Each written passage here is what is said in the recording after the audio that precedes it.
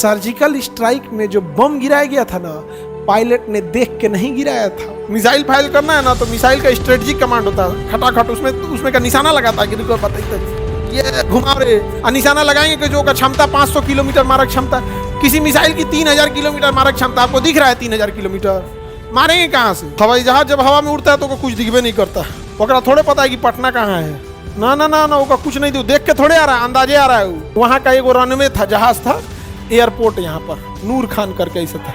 जो बम गिराया है एयरफोर्स ने नहीं यहाँ गिराया है, दोनों रनवे चौपट हो गया है। अब पाकिस्तान भी तो बकलोल तो होगा नहीं कि आप उसके एयरपोर्ट पे खड़ा होके और टिप के बम गिराएंगे। ना ना, तन दहीने नहीं, तन बाएं, तन चलो हो, ए सुरेंद्र शाह तनी होने चलिए, पूछ नहीं उसके सॉफ्टवेयर में जाके क्या भर देना है, अक्षांश।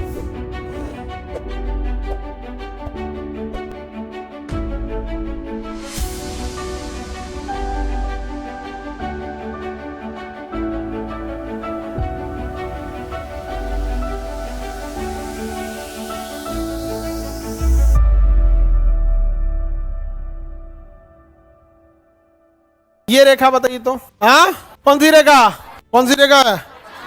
अक्षांश 90 को ऊपर होता है, 90 को नीचे होता है, आए को 0 डिग्री होता है। तो 90 90 180 आए को 181, तो अक्षांश का एगो 90 को ऊपर 90 को नीचे, टोटल कितना 181। ये बताओ तो बबुआ, ये क्या है? देशांतर। ये सब क्या है? सब देशांतर है। सब क्या है? देशांतर है। अब देशांतर में देखिए क्या है, 180 इधर है, 180 इधर है, 0 डिग्री बीच में, तो 180 180 360 और एगो 361, लेकिन ये 360 होता है, ये एगो नहीं जुड़ पाता है। रीजन जानते हो क्या?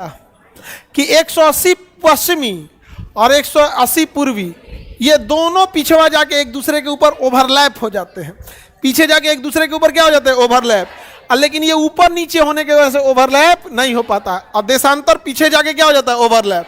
तो 180 180 360 होता है, और एक 0 डिग्री वाला 361 होता है। लेकिन 180 पश्चिमी 180 पूर्वी जाके ओवरलैप हो गया, तो उसको गिनेंगे 180 पश्चिमी भी बोल सकते हैं, पूर्वी भी बोल सकते हैं, इसलिए कॉमन जोड़ लेते हैं, तो एक 361 में से घटा देते हैं। तो देशांतर कितना? 361 की 360, लेकिन अक्षांश 181। अक्षांश ये रेखा जब दोनों को एक साथ जोड़ दिया जाता है तो इसे ग्रिड कहते हैं। क्या कहते हैं? क्या कहेंगे? ग्रिड। क्या कहेंगे? ग्रिड। क्या कहेंगे? ग्रिड। क्या कहेंगे? ग्रिड। क्या कहेंगे? ग्रिड। और ये ग्रिड एक प्रकार का जाल बना देगा। क्या बना देगा? जाल बना देगा कि नहीं? ये एक प्रकार का क्या करेगा? नेट बना देगा। क्या बना दिया? नेट। और ये सारे जाल एक दूसरे से इंटरकनेक्टेड है। क्या है? इंटरकनेक्टेड है। तो ये जाल अपने आप में क्या है? इंटरकनेक्टेड है। इसी को कहते हैं इंटरनेट। क्या हो गया? पूरे पृथ्वी को छाप दिया, समझा? इसलिए इंटरनेट का लोगो भी देखेंगे तो ऐसे ही रहेगा। इंटरनेट का लोगो देखें ऐसे ही रहता, तो उसी को ग्रिड कहते हैं। मिसाइल मारने में, तोप मारने में, हवाई जहाज चलाने में इस ग्रिड का बहुत बड़ा योगदान होता है। हवाई जहाज जब हवा में उड़ता है तो कुछ दिखबे नहीं करता, ओकरा थोड़े पता है कि पटना कहाँ है। ना ना ना ना, वो कुछ नहीं दो, देख के थोड़े आ रहा है, अंदाजे आ रहा है, अंदाजिया ही ले। उसको बस पता है कि पटना का ग्रिड कितना है, पटना का ग्रिड कितना है। तो उस जो पायलट होता है उसको बताया जाता है कि ये देशांतर है, ये वाला अक्षांश है और ये वाला देशांतर है। तो वहां का डिग्री बताएगा कि 15 डिग्री पश्चिमी, 13 डिग्री देशांतर। तो उसको अक्षांश भी बताएगा, देशांतर बताएगा, दोनों बताएगा कि खाली ये को बताएगा? अब मान के चलिए कह दिया कि हाई वाले अक्षांश पे देशांतर किस पे आइएगा? अक्षांश पे। तो भैया ये अक्षांश में यहां भी आ सकता है, यहां भी आ सकता है, यहां भी आ सकता है। तो पायलट गरियाएगा, पहले कहेगा रे चोट्टा ये अक्षांशवा पे कहवा? तो कहेगा ए भैया हम देशांतर देना भुला गए थे, लीजिए यहाँ पे 15 डिग्री वाला पे। तो अच्छा हाई वाला है, कौन वाला? हाई वाला। तो पायलट अगर यहां होगा तो पहले बन बना के भागेगा हेकरा पे, आओ के बाद कहेगा कि चलो ई रेखा पे तो चल है, अब एकरा से जाके यहाँ मिल जाते हैं। तो पायलट को, पानी वाली जहाज वाले को, मिसाइल को, तोप को, जितना भी प्रोजेक्टाइल है हवा में जा रहा है, उसको अक्षांश भी बताना है, देशांतर। एक को बता देंगे तो गरियाएगा।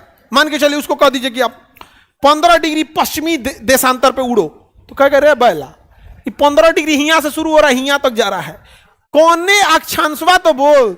तो कहेगा नहीं 0 डिग्री यहाँ पे, तो कहेगा ठीक है 15 डिग्री देशांतर और 0 डिग्री अक्षांश, यहाँ आ जाएगा।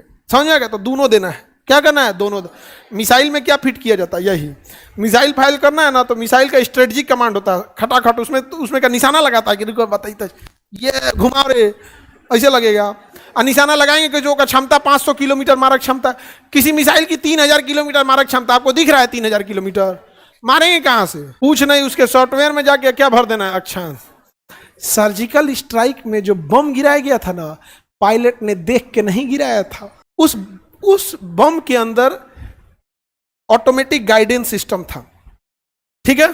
तो भारत के खुफिया सैनिकों की कमांडो की एक टुकड़ी रात को चुपके से जाके, कुछ गूगल मैप से, कुछ ड्रोन से, कुछ सैनिक जाके और उस जगह पर अक्षांश देशांतर नोट कर लिए थे, अक्षांश और देशांतर नोट कर लिए थे और वापस आ गए थे। और एयरफोर्स ने जो बम गिराया था, उस बम के अंदर उसी अक्षांश और उस देशांतर को पहले से प्री फीड कर दिया गया था कि जैसे ये बम जहाज से नीचे गिरेगा, उसी अक्षांश और उसी देशांतर पे गिरेगा। और एयरफोर्स वालों ने जहाज में बम भरा, अब जहाज में भरे और उनको अब निशाना लगाना था, बस उस एरिया में पहुंचना था, एरिया में पहुंच के ड्रॉप करना था। निशाना कौन लगाता? बम ऑटोमेटिक, बम ऑटोमेटिक। उड़े सब एयरफोर्स वाले, धड़ाम से गए सब यहां से, अब बस उस एरिया को क्रॉस करके चले आए, सब एरिया को क्रॉस करके चले आए। और उस बम में पहले से क्या फीट था? वहां का एक रनवे था, जहाज था, एयरपोर्ट यहां पर नूर खान करके ऐसा था। जो बम गिराया है एयरफोर्स ने नहीं यहाँ गिराया है, दोनों रनवे चौपट हो गया है। तो पायलट को इतना टाइम तो मिला नहीं होगा। अब पाकिस्तान भी तो बकलोल तो होगा नहीं कि आप उसके एयरपोर्ट पे खड़ा होके और टिप के बम गिराएंगे। ना ना, तन दहीने नहीं, तन बाएं, तन चलो हो, ए सुरेंद्र चाह तनी होने चलिए, गिराओ गिराओ तो गिराओ, धान दे, हाँ गिरल गिना, ऐसे होगा।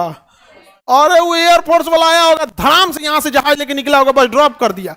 जैसे ड्रॉप किया उसका सॉफ्टवेयर क्या आएगा? अच्छा हम ड्रॉप हो जाएंगे, देशांतर अक्षांश वहां आके पाकिस्तान धाए। समझ में आ गया कि नहीं? गिरेगा उस पर थाम, खुदा हाफिज। कोई जाता है तो उसे क्या बोल रहे? खुदा हाफिज, अलविदा। समझ में आ गया? बम गिरा दिया जाएगा, ऊपर वाला जहन्नुम में अच्छा से अच्छा कुर्सी दे उन लोग को। नहीं समझ आ गया? तो बताओ ग्रिड का काम है कि नहीं? तो जितने एविएशन वाली चीजें सब किस पे उड़ते हैं? ग्रिड। और जो मुंबई जाता है जहाज उड़ा के, वो रास्ता खोजते जाता है का गुजरात ऐसे जाता है? ना ना ना, अरे बाप ओ बाप, वो का पता है कि मुंबई का अक्षांश कौन है, देशांतर कौन है, उसी लगले वो लेके चल गया। जब मुंबई से 100-150 किलोमीटर पहले रहता है, तब एयरपोर्ट पे एक सिस्टम लगा होता ILS, इंस्ट्रूमेंटल लैंडिंग सिस्टम। अक्षांश देशांतर की मदद से मुंबई में घुस गया है।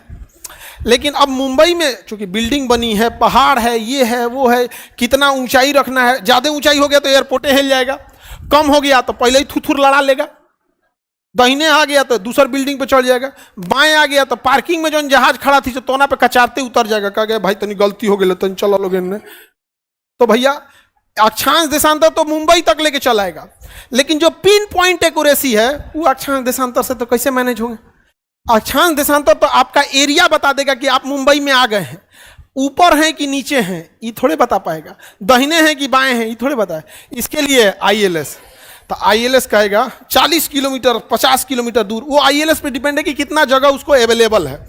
पटना में तो है ये नहीं है, छोटका है, छोटका है ILS, बड़का कैट 3 होता है वो नहीं है, कैट 3 नहीं है, कैट 3 कोहरा में भी उतार देता है, यहाँ नहीं है, इसलिए कोहरा में ही भाग जाता है, मध्य प्रदेश झारखंड चल जाएगा कोहरा में, कहता यहाँ ना उतर तो। समझ में आ गया कि नहीं आ गया?